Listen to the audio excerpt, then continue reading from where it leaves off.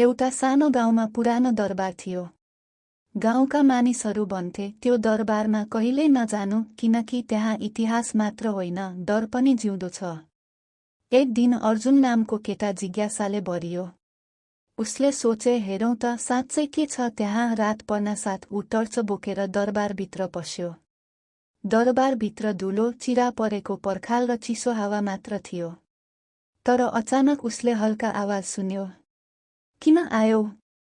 अर्जुन डरायो, तर आफूलाई सम्हाल्दै भन्यो, को हो? छायाबाट एउटा आकृति बाहिर आयो, पुरानो राजा जस्तो, आँखामा पीडा भरिएको। म यहाँको राजा। 100 वर्ष अघि मरे। तर मेरो कथा अधुरो छ। अर्जुन चुप लागेर सुन्न थाल्यो। राजाले भन्यो, मेरो आफ्नै भाइले मलाई धोका दियो। सिंहासनको लागि मलाई यही दरबारमै मारियो। त्यसपछि मेरो आत्मा यही बाँधियो, जबसम्म कसैले मेरो सत्य संसारलाई सुनाउँदैन। अर्जुनको हात काँपिरहेको थियो। म के गर्न सक्छु? राजाले नजिक आउँदै भन्यो, मेरो कथा बाहिर लैजाऊ।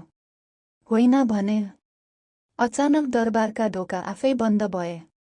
हावा चिच्यायो र भित्ताबाट रगत जस्तो केही बग्न थाल्यो। नत्र तिमी पनि यहीँ अड्किनेछौ। अर्जुन करायो, म भन्छु। म सबैलाई भन्छु। त्यत्तिकैमा सब शान्त भयो। ढोका खुल्यो। राजा हरायो। अर्को दिन गाउँमा अर्जुनले सबैलाई सत्य सुनायो। त्यसपछि त्यो दरबार कहिल्यै डरलाग्दो रहेन। तर रात पर्दा अझै पनि कसैले भन्छ,